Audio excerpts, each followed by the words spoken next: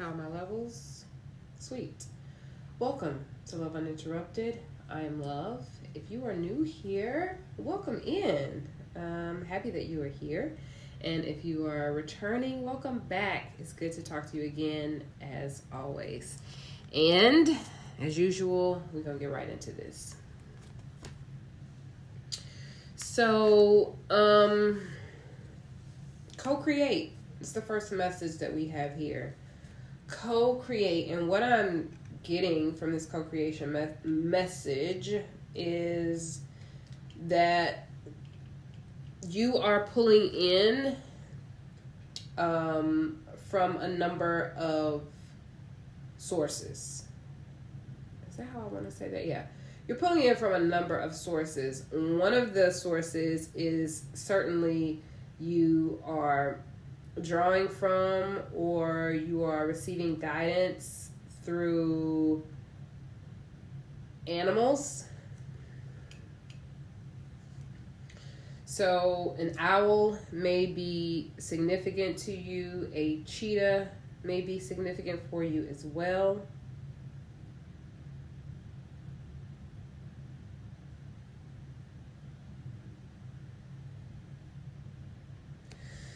So your co-creation right now,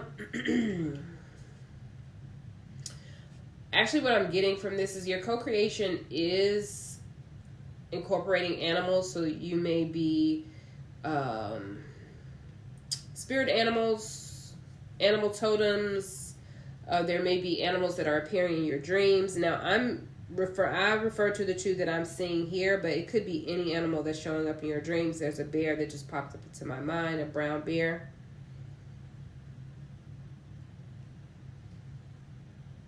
And these animals may be giving you guidance. They could be giving you guidance in your dreams. They may be giving you guidance in your waking life. There was a period of time in my journey where I was receiving very clear messaging. And when I say messaging, what I really mean is really clear communication from animals and insects, right? Like it was telepathy with animals and insects. And so you may be experiencing that in your waking life as you walk around. Maybe you run across a cat or a dog or a bird or a deer or a cheetah or an owl or a crow, or a squirrel or a rabbit. It could be any animal. It could be a turtle. Even if you don't have that, if you've not experienced like some sort of telepathic message or interpretation, then if you are crossing paths with animals, that in itself could be a symbol or omen or sign for you to delve deeper. Right, so as I'm seeing a cheetah and an owl, my first inclination is what does a cheetah symbolize? What does an owl symbolize? Well, I know for sure owls symbolize wisdom. Owls are nocturnal, and so it also gets me to thinking of moon energy, things that are hidden, your subconscious mind. So there are a number of ways that you can begin to delve deep into your co-creative learning, really, because that's what this is all about. This is all about learning your co-creative process. This is learning about how you have created your environment, your world, your universe to speak to you, to communicate to you. And so learning these things, connecting with how am I relating to these animals? How are these animals relating to me? How are they showing up in my life? How are they revealing themselves? What are they revealing about themselves when they show up? Are they showing up in my dreams? Am I running across an owl? Do I hear owls at night all the time? Or maybe not in the night. Sometimes I hear owls during the daytime.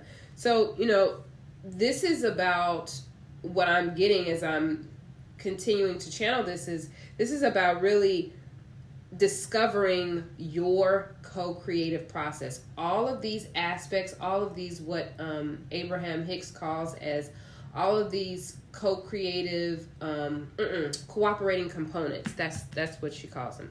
All these cooperating components that come together in order to create your environment, to create your reality. How have you shaped, how have you co-created your environment in order for you to understand the language of the universe, to understand how the universe is connecting or communicating with you specifically. Okay, so that's what I'm getting from that. So tick-tock is the other message. Now, this is a message of time. Now, the first number on the message of co-creation was 40. This message being a 30, really 4 and 3 coming to a 7. This message is about time. And I think for most people, tick-tock, the thought is like, time is running out. You're running out of time. Tick-tock, tick-tock. It's a countdown. But I don't know, this message is giving me more like the breaking the illusion of time, because the numbers on this clock are like outside of the clock. It's like the clock is breaking even. Although the clock is still intact, but the numbers are outside of the clock. So I feel like this is you recognizing, again, and I feel like this is a part of you understanding your co-creative or your creative process and how you have created your environment to communicate with you, to speak to you, for you to understand what is being communicated with you, that you are stepping outside of the realm of time. You are coming to understand that time is something that was created, because now is all that is. And so you may be, as you have progressed throughout your life, along your life's journey, you may have been a person that has been very concerned with time, feeling like you're running out of time, or you need to get things done by a certain time, or you need to be at this certain place in life by a certain time, or you need to have, name it. You can put anything in the box. You need to be married by a certain time. You need to have a child by a certain time. You need to have so much money in your account by a certain time. You need to be retired by a certain time. And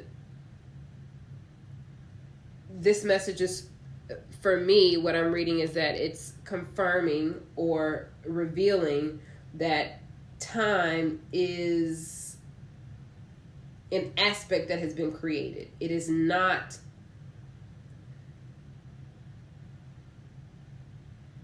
it is something that can be operated outside of, and that is what I'm getting here from this card, is that you are beginning to, or you are operating outside of the bounds of time, or you're beginning to understand that that is something that's possible.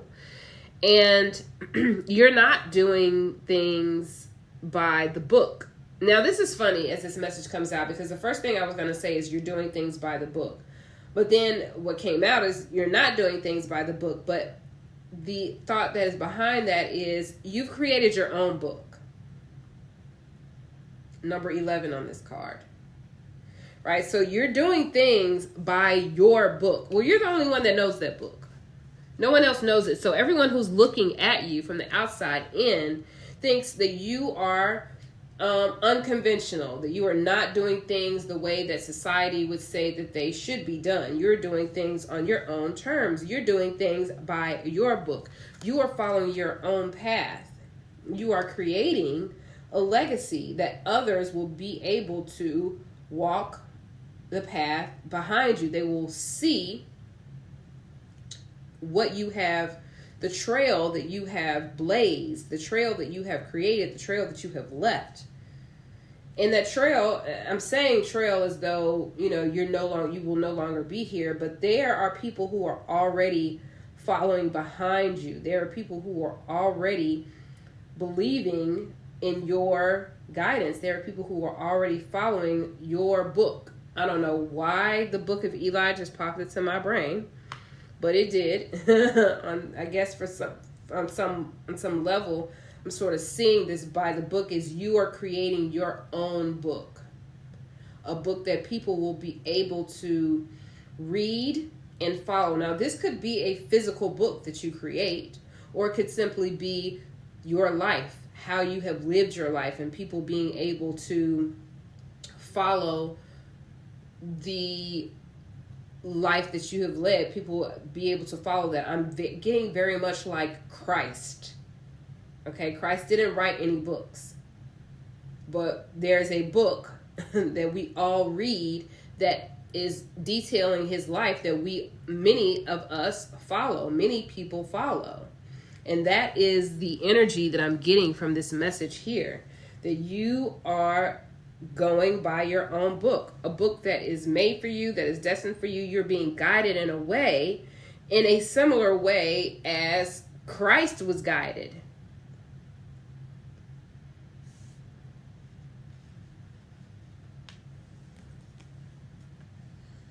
Now this, you maintaining your own lane, if you will bring what's the word that I'm looking for? The peace that surpasses all understanding. You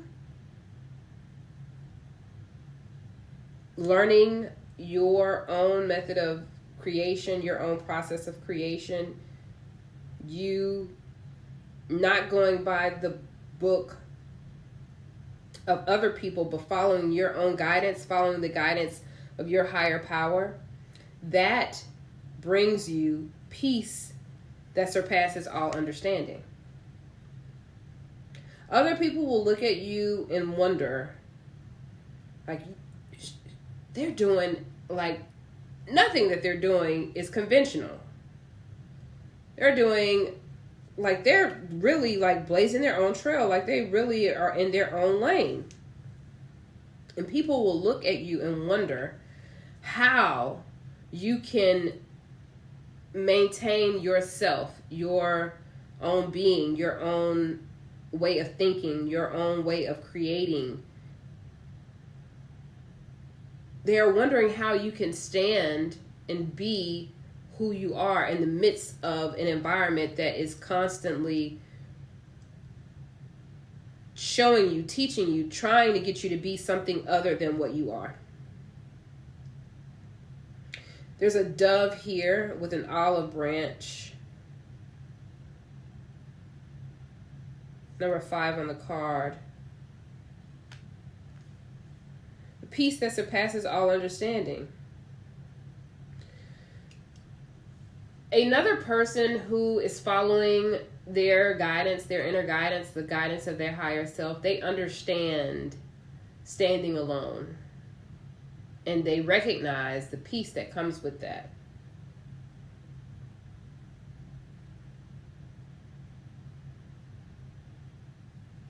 And this is the peace that is being cultivated in your life.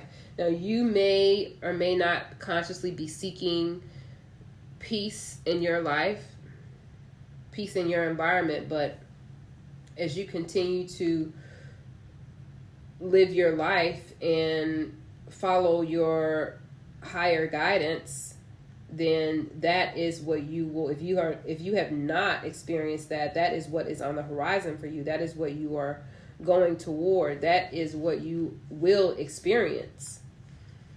I would like to add that is one of the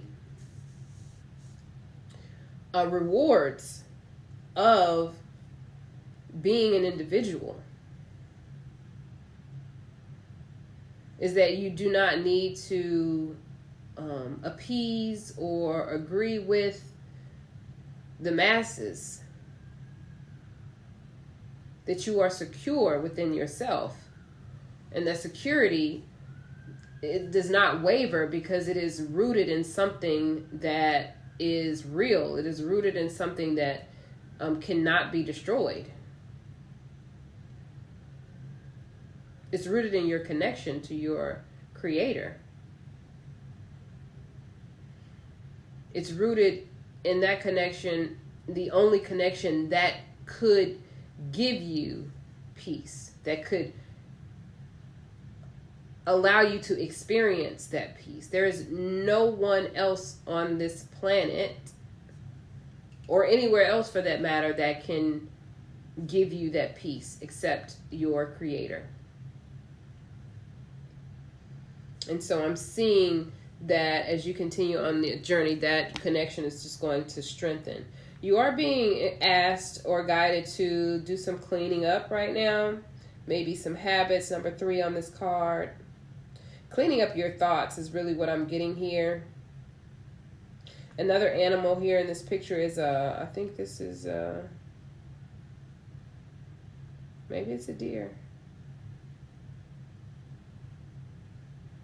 So there's a lot of animal messages coming through. And again, if these animals resonate with you in any way, I invite you to look into them and find out what is their significance. But yes, this message is about cleaning it up, cleaning up your thoughts, cleaning up your mental space, not allowing your mind to be cluttered by thoughts, ideas, beliefs that do not serve you, that are draining you, that are causing your energy or your frequency to be lowered. Now, thoughts come and go into our mind all the time. But the message here is to, what I would like to say is to create some sort of practice. And so if there are certain thoughts that are habits that you have demonstrated in the past, and you know that these thoughts or these behaviors or habits have not served your greater good, your highest good, then you're being invited to clean that up at this time, to be in the practice of that. So when the thoughts come up, to find a way to combat those. And the message that I'm getting here, number 7, is that deep knowing. Another owl we have here. Deep knowing of who you are and whose you are. Okay, you are a creation of your creator. You can call that person God if you like. If you don't, you don't have to. But there's a deep knowing of your connection. So even, the thoughts or the habits that come up for you that may be causing you to lower your frequency or make you not feel good. Simply knowing your connection to your higher power is enough at this time to help clean that mental residue up. Knowing that all things are happening for your higher good, even those thoughts as they come through, even those habits that you may find yourself falling back into.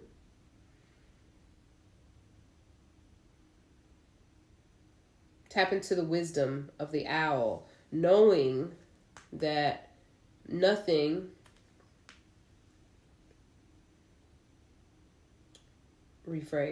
knowing that all things are supporting you, supporting your growth, supporting your evolution, supporting your ascension. And be flexible. Number 10, starting fresh, starting new. Be flexible. And what I'm feeling with this be flexible is definitely, with this message of clean it up, if you notice that, there are certain thoughts, mental mindsets that you find yourself returning to or not being able to progress past, to be flexible in how you see it, how you view yourself. As much as we want to, go on a straight path from A to B, that we want to become healed, that we want to be enlightened, that we want to ascend, and all of these things can and do happen for us moment to moment. We are not always in that place, and that's okay. Because we are in a constant state of change. We are in a constant state of growing. So being flexible with yourself, not being so strict is the only word that could come to me right now, but not being so strict in holding yourself to such a standard where you don't allow yourself any wiggle room, where you don't allow yourself to grow, where you don't allow yourself to, I want to say, make a mistake. but those words don't accurately capture what I want to communicate. Allow yourself to make choices, to have options. Be flexible. Earlier today, I was listening to a reader, and she was speaking of, she lives in Florida, and in order for her to be considered a Florida resident, she has to be there 183 days or 182 days out of the year. And the way that she utilized or referenced that example or that analogy was that there's so much grace that is available to us that we're only required to be our full, authentic, core self, true self, 182 or 183 times out of the year. And the other 181 times, we're able to fall off. We're able to be in a space where maybe we don't feel like we're the most spiritual or we're the most connected, or however we're defining these moments where we know for sure, we have that deep knowing, versus the moments when we don't, when we're in doubt.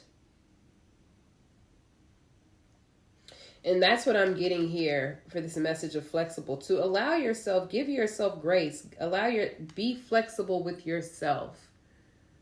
Okay, the previous message, in a previous message, I spoke about, your inner child.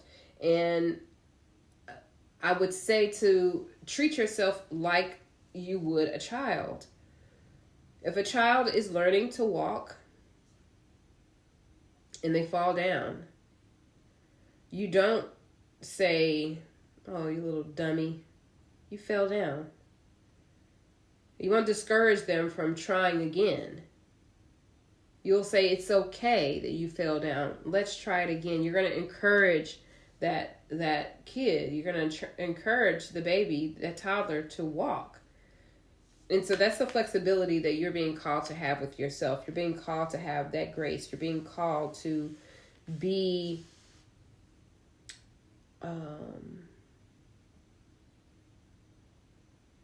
considerate, to be understanding, to be encouraging still, to be flexible, knowing the nature of you.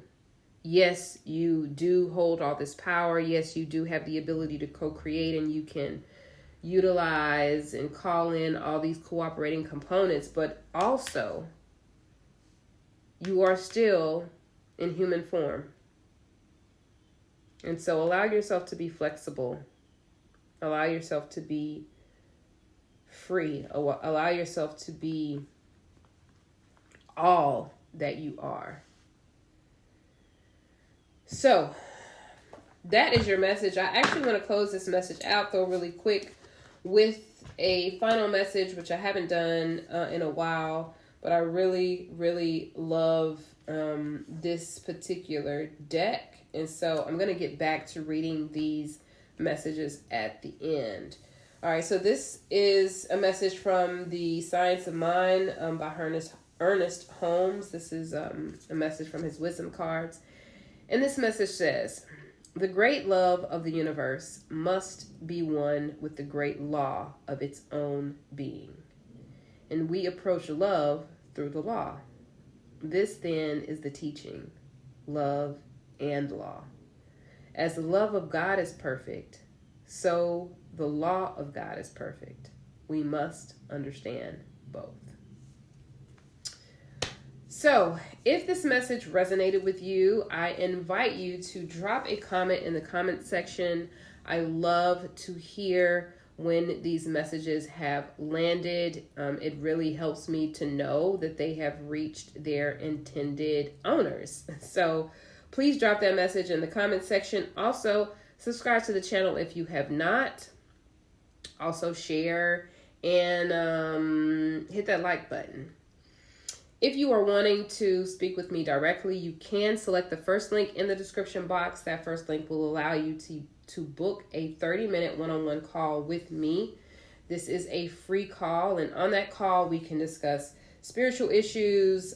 We can talk about anything that may be troubling you or that you are experiencing at this time.